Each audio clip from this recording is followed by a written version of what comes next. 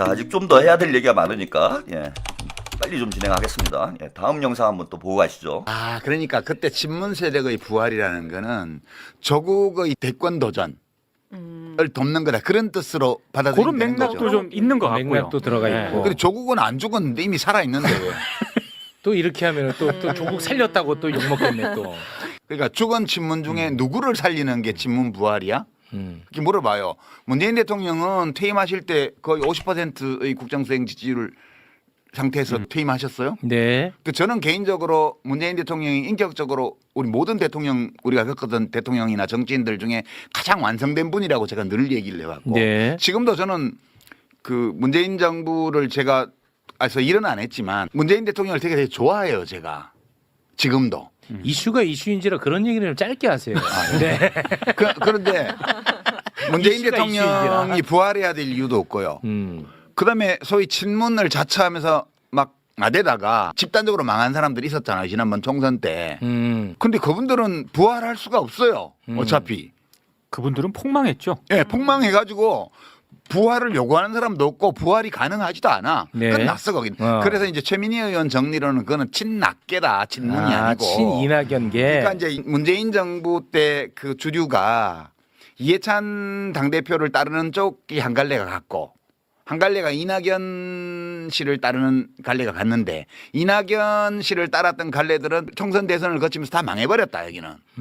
부활할 가능성도 없고 요구하는 사람도 있고 없고 원하는 사람도 없고 부활할 역량도 안 돼. 네. 그런데 뭘 부활시키는 거야? 그러면 조국 대표가 그렇지. 맞나 보네. 그래서 그 맥락에서 지난번 합당 파문 때 네. 저를 또 공격을 엄청 네. 했잖아요. 네. 근데 그것 때문에 제가 최진봉 교수한테 봤냐고 했는데 또 화를 내시더라고. 근데 제가 최진봉 교수한테 뭐 억하심령을 가진 건 없어요. 네, 없고 좋아합니다. 유쾌하게 생각합니다. 제가 이제 최진봉 교수가 그 국대 토크 하시잖아. 네, 와. 조회수가 많지 않지만 제가 보거든요.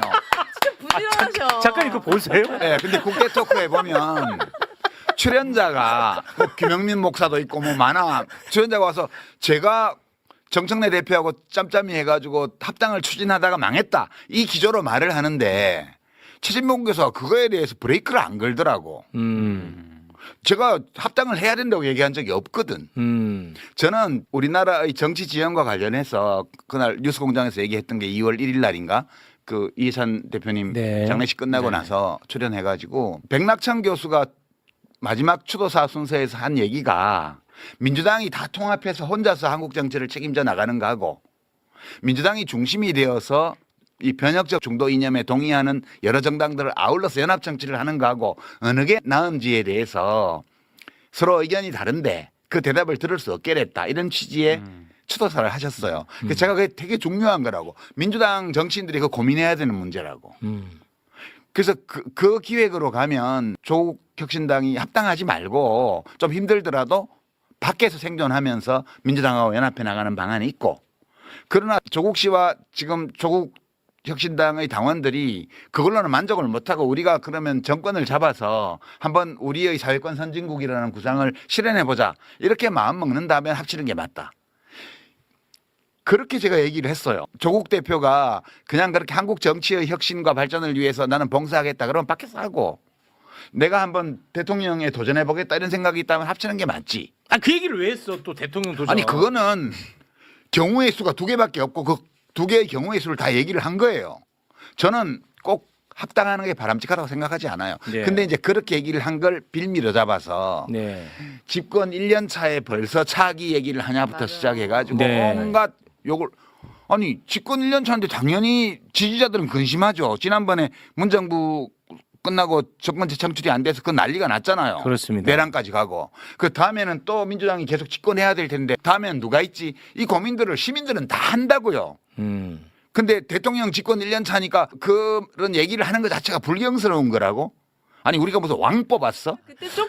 그땐 조금 서운했거든요. 유시민 작가님 다음 대권 얘기할 때. 요 감성을 알아야 돼요. 네, 자, 그 감성을 왜냐하면 전달해 주세요. 조국 대표님이 쇄빙선의 역할을 엄청 잘 해오신 것도 있지만 최근에 여러 이슈들로 인해서 네. 그리고 정치력을 보여준 적은 없잖아요. 그래서 저는 네. 막 부산이나 이런 데 나가셔가지고 막 하셨으면 좋겠는 거예요. 그런 상황인데 갑자기 합당을 한다고 하니까 약간 이렇게 올라왔다가 아직은 다시 검증해야 될 시간이 아직도 많이 남아있는데 거론된 분이 이제 조국 대표 대표님이다 보니까 네. 근데 차기 대통령은 이재명이라고 저는 계속 아직도 생각하고 있는 상황에서 네. 또 이제 뭐 얼굴에 점 찍고 나오라고? 네, 여기까지 일단 보셨습니다. 저는 다 떠나서 그 평론가로서 일단 판단 능력이 없다고 봐요. 뭐냐 하면은 조국이 죽었냐? 그럼 살았어요, 조국이 지금? 아니 정치 비평을 한다는 사람이 여기서 진짜 뭐 조국을 죽여라 뭐 이런 게 아니잖아. 뭐 조국이 육체적으로 죽어가지고 생명을 다시 부활을 해갖고 뭐 예수처럼 부활을 해라 뭐 이런 얘기를 하는 게 아니고 지금 왜 합당 사태가 그 대중들의 저항을 받은 이유는 조국이 죽었기 때문에 저항을 받은 거예요. 조국이 살아있었으면은 저항을 안 하지. 그럴 거 아니야. 조국이 뭐 조국당의 지지율이 뭐 10% 20% 나와. 그러면 지방선거에서 민주당이 혼자서 이기기가 힘들기 때문에 민주당 당원들이 조국을 아무리 싫어한다고 그래도 야, 우리 합당을 해야 이기지 않겠냐. 아니면 선거 연대라도 하자. 뭐 이런 얘기를 하지. 그런 얘기를 할 거 아니에요, 당연히. 근데 뭐 지지율 2%도 안 나오는 이런 당인데, 이런 당에 대해서 합당을 하겠다라고 하니까 그것도 상당히 그 대가를 많이 지불을 하면서 소고기 값을 많이 쳐주면서 정청래가 합당을 추진을 하니까 우리 당원들이 반발을 한 거지. 그러니까 조국이 죽었기 때문에 합당이 안 된 거예요. 쉽게 얘기하면. 조국이 죽었으니까 합당이 안 된 거잖아. 그래서 조국을 살리려고 합당을 하려고 했기 때문에 문제가 된 거야, 이게. 다 죽은 놈을 왜 살려주냐, 민주당이. 이렇게 된 거잖아. 그래서 친문의 부활을 위해서 합당을 추진했던 것 아니냐라는 의혹이 생긴 거고, 합당 사태 이후에 친문들이 문조털레유가 하는 행태를 봐도 거기서 긁혀가지고 이제 살 길이 없으니까, 조국을 살릴 길이 없으니까 이것들이 눈깔 뒤집혀가지고 유시민이고 뭐고 다 겨나와가지고 스스로 자폭을 하고 있는 거잖아요. 그래서 조국은 죽었다. 이게 정확한 비평이에요. 조국이 죽었어. 근데 주아 어떻게 살릴 거냐? 지들이 생각해낸 아이디어가, 친문그룹이 생각해낸 아이디어가 합당을 하자는 거 아니야. 그게 조국 부활 프로젝트라는 거 아니에요. 친문 부활 프로젝트고. 근데 그게 뭘 누가 죽었냐? 아니 그러니까 할 말이 없지 우리가. 죽은 놈은 안 죽었다 그러니까 유시민이 나와가지고 안 죽었대 조국이. 우리가 다 죽은 놈을 뭐 기가 막힌 뭐 그런 내용이 아닌가 이렇게 생각이 들고요. 또 한 가지는 또 거짓말을 해요. 입만 열면 거짓말이야. 왜 거짓말이? 두 가지 얘기를 한 건 맞아요. 그러니까 조국당에게는 두 가지 방향이 있다. 하나는 이제 백낙청의 프로젝트고 하나는 이해찬의 프로젝트다. 그 둘 중에서 어떤 걸 선택해야 될지 그건 뭐 조국당이 현명하게 판단해야 된다. 이런 얘기를 한 건 맞아. 근데 그 뒤에 무슨 말을 했냐면 유시민이 이것 때문에 우리 당원들과 유권자들이 열받은 거야. 그런데 조국이 대통령이 되려면은 민주당에 와야 된다. 합당을 해야 된다. 안 그러면은 자기 꼴 난다. 이 얘기를 했어. 그 얘기는 쏙 빼놓잖아요. 그러니까 본인은 두 가지 경우의 수를 두고 조국당에게 조언을 한 것처럼 이렇게 지금 변명을 하고 있는데 사실은 한 가지 방향을 얘기를 한 거예요. 한 가지 방향을 얘기를 한 거야. 자기처럼 된다며. 이해찬 프로젝트로 안 가면은 자기처럼 된다며. 그 얘기는 합당을 해야 된다라는 얘기를 한 거잖아. 그거 이제 와가지고 그런데 그 말은 쏙 빼놓고 자기는 두 가지 경우의 수를 얘기를 했다? 이런 거짓말을 합니까? 뭐 유권자들이 다 등신이에요? 그리고 오윤혜 씨가 그 얘기 잘했는데 아니 왕정이기 때문에 후계 구도를 지금 얘기하지 말라는 겁니까? 그리고 지금 어느 유권자들이 지금 후계 구도 얘기하는 거에 대해서 대단히 예민하게 생각을 하고 있잖아. 그런데 혼자서 떠들었기 때문에 이런 일이 벌어진 거예요. 모두들 이재명 대통령 뒤에는 누가 해야 되지? 이런 데 대해서 유권자들이 관심이 많고 차기 구도에 대해서 고민을 하는 단계였으면은 유시민이건 뭐 김어준이건 나와서 저런 얘기 한다고 해서 화가 나진 않죠. 근데 지금 첫 번째 집권 초기에 아직은 차기 구도에 대해서 언급할 단계가 아니다. 그런 적이 없어요. 본인도 정치 비평을 해봤잖아. 역대 어느 정권에서 집권 1년 차에 차기 구도 얘기가 나옵니까? 그것도 공공연하게. 그런 적이 없어. 왕정이 아니더라도 그런 적이 없어요. 무슨 왕정이니까 뭐 얘기를 못한다고 그래. 그 다음에 두 번째는 뭐냐면은 지금 이재명 대통령의 지지자 중에서 상당수가 진지하게 연임 문제를 고민을 하고 있어. 연임 문제를 고민하고 있고 오윤혜 씨도 그 중에 한 명이에요. 그런데 거기다 대고 조롱을 한다는 얘기가 점찍고 나오냐? 아니 개헌을 하면 되잖아. 진짜 왕정이야 우리가? 개헌이라는 현실 가능한 시나리오가 있기 때문에 연임 얘기가 나오는 거야. 그리고 대통령 연임 혹은 중임제는 이재명 대통령의 공약이에요. 물론 본인까지 거기에 해당이 될 수 있을지 없을지는 당시에 우리 국민들이 어떻게 생각하느냐에 달려 있는 거지. 안 된다는 건 아니에요. 근데 일반적으로 볼 때 본인까지 포함하는 임기 개헌을 하지 않기 때문에 이번에 만약에 개헌을 하더라도 이재명 대통령은 빼야 되지 않느냐 뭐 이런 얘기가 나오는 거지. 그게 아니라 우리 유권자들이 지금처럼 지지율이 70% 80% 나오고 우리 유권자들이 아 나는 이재명이 계속 했으면 좋겠어. 그래서 이재명도 연임할 수 있게 그렇게 개헌을 하자라고 요구하면 그게 개헌이 되는 거야. 점을 찍어서 나오는 게 아니라 개헌을 하면 가능한 일인 거예요. 근데 정치평론가라는 사람이 무슨 말장난하고 있어 거기서. 무슨 왕정이 왕정은. 자 하나만 더 보고 가시죠. 요거 재밌습니다. 얘기한 게 바로 이 얘기잖아. 네. 정확했다니까. 왜 이재명을 내걸고 누구를 공격하냐 이거야. 그거는 이제 지금 김대호 기자가 얘기한 저건데 저거를 내가 약간 벤다이어그램이라는 그런 시각적인 도구를 통해서 얘기를 했던 거고 그런 거에 불과해요. 근데 사실 뭐랄까 친명에서 나와야 된다? 그거 안 돼요. 그게 나올 수도 있지만 그 기획한다고 되지를 않아요. 되게 보면 김대중 대통령 임기 끝날 때 동교동계에서 못 냈죠. 그때 그렇죠. 이인재 씨를 양자로 영입해가지고 이인재 대세론이 있었는데 그게 노풍에 무너진 거 아니에요. 그다음에 참여정부 끝날 때 노무현 정부 끝날 때 이해찬 대표가 끝까지 경선을 했는데 그 친노인데 안 되잖아요. 친노. 그러네. 그건 친노가 맞고. 반노무현 차별화 정책을 섰던 정동영 후보한테로 넘어갔잖아요. 네. 후보가. 안 됐죠 그때. 문재인 대통령 퇴임할 때 친문이 됐어요. 이재명 대통령이 그때 후보된 거 아니에요. 후보였죠. 네. 한 번도 우리 정치사에서 민주화 이후에 기존 집권 세력의 대통령과 친하다는 그 노선으로 그 당의 후보가 된 예가 없어요. 저쪽은 안 그런가? 노태우 정권 끝날 때 누가 됐어요? 김영삼. 김영삼. 김영삼 끝날 때 누가 됐어요? 김영삼하고 싸웠던 이회창.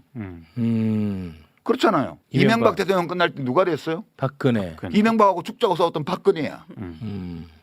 박근혜 끝나고 누가 됐어요? 후보가. 홍준표. 홍준표. 친박 아니잖아. 그러니까 어느 정당을 막론하고 집권 세력, 집권한 대통령 계보에서 대통령이 안 나왔을 뿐만 아니라 그 집권당의 후보가 된 예도 한 번도 없어요. 그러니까 그런 건 다 헛꿈이야. 역사적 사례를 보라고요. 이거 오늘 또 방송 나가면 유시민이 친명 다 죽였다. 싹을 잘랐다. 이거는 아이고. 열심히 노력해서 당원과 지지자들의 믿음을 사면 그 사람이 친명이건 아니건 상관없어요. 제가 볼 때는. 네. 네. 그렇게 생각하고 일들을 해야지. 무슨 그런 이상한 기획을 해가지고 그 기획 가지고 백날 담장 쌓아봐야 때되면 다 와르르 무너져요. 언론에서 보도하는 걸 보세요. 재래 언론에서 특히. 유튜브도 일부 그렇지만 명청대전이라 그러잖아요. 친명 대 친청의 대전이래요. 이번 네. 오는 8월 전당대회가. 그거는 완전히 허구거든요. 분열책동이고. 근데 그거를 받아안고 무슨 자기가 친명임을 내세우면서 장사하는 사람들 있잖아요. 전형적으로 B죠. 그렇죠. 네. 누구라고 말하지는 않겠어. 누구라고 말하지는 않겠어. 야 이게 몸 개그 이런 개그 하면 이제 막장까지 간 건데 누구라고 말하지는 않겠어.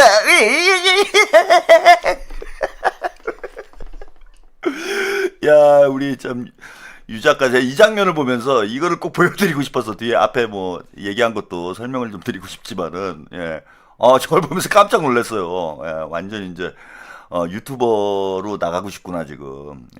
제가 부러웠나 봐. 막장 유튜버가 부러웠나 봐요. 누구라고 말하지는 않겠어. 우짜짜.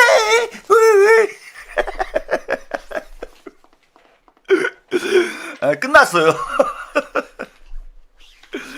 제가 볼 때는 끝났습니다. 예. 그 뭐 저 단계가 이제 마지막 단계라고 여러분들이 보시면 돼요.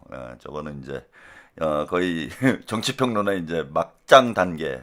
조만간에 이제 저하고 시청률 경쟁을 하는 그런 상황이 저는 오지 않을까 그런 생각이 들고요. 역사를 왜곡을 해서 이 얘기는 잠깐 짚고 넘어갈게요. 그 역대 그래 모든 대선 후보가 그 대통령의 계파에서 나오지 않았죠. 그거는 뭐 맞는 팩트예요. 정도님 문조털레 묻은 것들은 한결같다. 네, 감사합니다. 그 이유는 뭐냐면은 역대 모든 정부가 실패했기 때문이에요. 성공한 정부가 없기 때문에. 그러니까 대통령이 일을 잘못했기 때문에 대통령과 가까운 대선 후보가 나온 적이 없는 거야 차기에. 그러니까 대통령이 잘했으면은 당연히 대통령의 뒤를 따르는 인물이 대통령의 측근이 대선 후보가 될 가능성이 높겠죠. 그랬겠지. 그 대부분 정권 재창출에 실패를 했잖아. 87년 6월 항쟁 이후에. 물론 이제 보세요. 노태우하고 전두환이 정권 재창출에 실패를 한 거죠. 김영삼이 됐으니까. 그 다음에 김영삼 뒤에 김대중이 됐잖아. 정권 재창출한 케이스가 없기 때문에 그래요. 딱 한 번의 케이스가 있죠. 정권 재창출, 두 번의 케이스가 있네요. 박근혜와 이명박. 여기는 좀 특이한 케이스고, 김대중 전 대통령이, 정권 재창출에 성공한 케이스가 있죠. 물론 우리가 흔히 얘기하는 동교동계에서 대선 후보가 나온 건 아니지만, 당시 대선 후보 경선을 모두 기억하시는 분들은 사실상, 김대중 전 대통령께서 노무현 대통령의 손을 들어준 거예요. 그래서 노무현이 될 수 있었던 거야. 광주에서 노풍이 불 수 있었고 호남에서 바람이 불면서 노무현이 된 겁니다. 그거는 알게 모르게 사실 아무런 개입을 하지 않음으로써 그리고 국민경선 제도라는 김대중 전 대통령이 사실은 후계자를 낙점하려면 얼마든지 낙점할 수 있었던 상황이죠. 근데 국민경선 제도를 도입을 해서 우리 당원들에게 또 국민들에게 차기 대선 주자에 대한 선택권을 줬고 그것에 대해서 국민의 뜻을 김대중 대통령이 그대로 따른 거예요. 그래서 엄밀히 얘기하면은 뭐 김대중계에서 차기 후보가 나온 건 아니지만 김대중 대통령이 선택한 결과였다라는 거야. 제가 말씀드리고 싶은 건. 그 경우에 성공을 한 거죠. 그러니까 노무현이 김대중계는 아니었지만 노무현이 대선 후보가 되도록 만드는 과정에서 김대중 전 대통령의 역할이 결정적이었다라는 겁니다. 조연아님, 유시민 참 처절해 보이네요. 이재명 전 대통령들이랑 후랑 다르다는 걸 결코 인정하고 싶지 않죠. 정말 사악합니다. 그리고 민주정부가 그 차기 주자를 그 그러니까 문재인 뒤에 이재명 대통령이 대선 후보가 됐지만 엄밀히 얘기하면은 노무현 뒤에는 문재인이 된 거잖아. 노무현 뭐 정신을 외치면서 노무현의 측근이었던 문재인이 바로 대선 주자가 된 건 아니지만은 결국은 대통령이 됐잖아요. 그런 맥락에서 보면은 보수 진영 쪽에서는 당연히 대통령 계보가 후계 구도로 가는 그런 경우가 없었지만은 민주당 쪽은 김대중의 뒤를 이어서 노무현이 대선 후보가 됐고 또 노무현 정신을 팔아가지고 문재인이 대선 후보가 됐기 때문에 어느 정도는 연속성이 보장이 된 거예요. 경우가 다르다. 근데 이런 역사적 사실 자체를 왜곡하고 있잖아, 유시민이. 그리고 저는 민주정부가 실패한 원인 중에 하나가 이 연속성이 보장이 안 됐기 때문이라고 봅니다. 즉 무슨 얘기냐? 노무현 대통령이 김대중 대통령과의 차별성을 강조를 했지 김대중 대통령의 정치를 그대로 계승하지 못했던, 물론 단절해야 될 부분도 있어요. 혁신해야 될 부분도 있지. 근데 노무현의 중도 보수주의의 길을 김대중의 중도 보수주의의 길을 노무현이 가지는 않았잖아. 노무현은 진보 개혁 노선을 갖고 김대중 전 대통령은 중도 보수의 노선을 갖고 이러한 차별화와 단절로부터 저는 민주정부 실패의 출발점이 만들어졌다라는 게 제 결론이에요. 그래서 차기 정부는 저는 이재명 정부를 계승할 수 있는 그런 인물이 차기 후보가 돼야 된다라는 입장을 가지고 있는 거야. 왜? 그동안 민주정부가 실패하는 모습들을 제가 지켜본 결론이 그거예요. 네. 아카시아 향기님, 대통령이 너무 잘해서 배 아픈 유시민. 그래서 이재명 정부, 이재명 대통령님이 뭐 연임을 하시건 안 하시건 이재명 뒤에 대통령을 하실 분은 이재명의 성과를 계승하고 부족한 점은 혁신해서 더 발전할 수 있는 방향으로 가야 된다. 단절의 정치가 결국은 한국 정치의 비극적 실패로 저는 이어졌다라고 보는 겁니다. 그런 차원에서 꼭 친명이냐 아니냐를 떠나서요. 저는 차기 주자가 누가 됐건 간에 그 사람은 이재명의 길을 가야 된다라는 거예요. 이재명의 길을 가야 된다. 그래서 이재명 정부가 해내지 못한 시간적 제약이라는 게 있잖아. 뭐 5년이건 10년이건 그 제한된 시간 안에 모든 정치적인 이정표를 청사진을 다 완성할 수가 없잖아요. 그래서 20년, 30년에 장기적인 프로젝트가 저는 필요하다고 보는 사람이에요. 이재명 대통령을 시작으로 해서 제2의 이재명, 제3의 이재명이 나와야 된다. 그렇기 때문에 친문은 안 된다는 거야, 저는. 친문은 이재명의 사상과 이재명의 정책을 계승할 생각이 없잖아, 지금. 전혀 없잖아. 조국은 그런 생각이 없잖아. 정청래도 그렇고. 그래서 이재명 대통령의 밑에서 배워서 이재명의 길을 계속 이어달리기를 할 수 있는 그런 인물들이 차기 주자가 돼야 된다는 건 게 제 생각이다. 그래야 민주정부가 5년으로 끝나지 않고 20년, 30년을 이어갈 수 있다라는 게 뭐 정치평론가로서 제가 내린 결론입니다. 이게 틀렸냐고. 그러니까 유시민은 제가 볼 땐 배우는 게 없어요. 20년 동안 정치를 지켜봤지만 그동안의 실패를 통해서 배운 게 아무것도 없는 거야. 똑같은 짓을 또 하자는 거지. 그리고 한 가지만 더 말씀드리면요. 뭐 차기 프로젝트 운운하던데 그걸 누가 했어요? 누가 차기 프로젝트를 하고 있어? 누구라고 말하지는 않겠어. 그러는데 그게 누군데? 지금 친명 쪽에서 누가 차기 프로젝트를 하고 있어요? 그 얘기를 하고 있는 사람은 저밖에 없어. 그래서 제가 무슨 뭐 민주당의 친명 뭐 핵심입니까? 이재명의 제가 복심이에요? 아니 저 혼자 그러고 있는 거잖아. 다음에 그래도 김민석 총리가 당대표가 되고 계속 이재명 대통령의 성과를 이어가야 되지 않겠냐 이러고 얘기하고 있는 사람이 저 혼자지. 누가 차기 프로젝트를 했어? 아무도 없어. 차기 프로젝트를 한 거는 유시민이지. 김어준하고 유시민이 차기 프로젝트를 한 거잖아. 조국 앞세워가지고. 그걸 왜 남한테 뒤집어 씌웁니까?